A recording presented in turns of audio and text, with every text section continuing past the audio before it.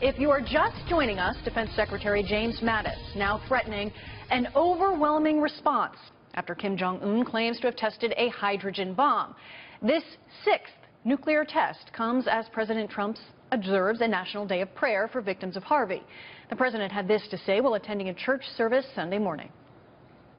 Mr. President, will you attack North Korea? National security correspondent Jennifer Griffin joins us now from the Pentagon. Jennifer, what struck you about the statement made from the White House?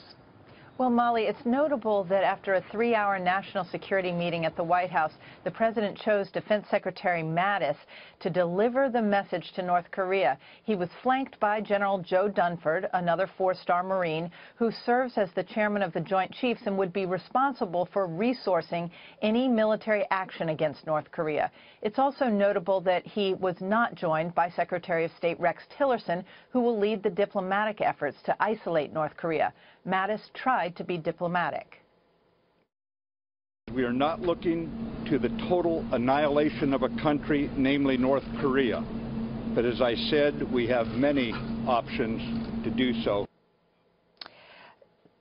The tone he struck reminded many of one of Mattis's famous quotes shortly after arriving in Iraq in 2003. Be polite, be professional, but have a plan to kill everybody you meet. President Trump likes to remind everyone his defense secretary is a general. He refrained from calling him Mad Dog today, but the president's choice for Mattis to speak was designed to be its own message, Molly. Yeah, so the big question now is there a military buildup on the horizon?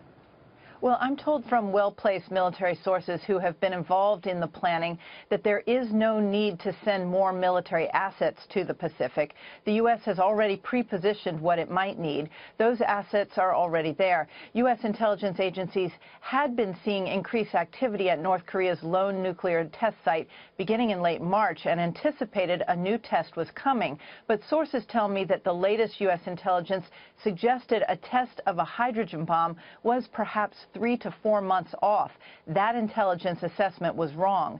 This explosion was 5 times more powerful than its last nuclear test a year ago. This is the 4th nuclear test under Kim Jong-un.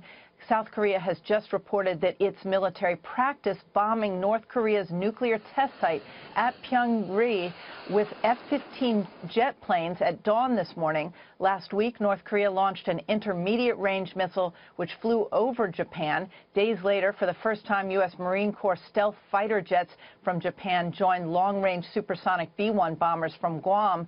The B-1 is not capable of delivering nuclear weapons. Fox has learned F-16 fighter jets remain on alert in South Korea, ready to launch at a moment's notice.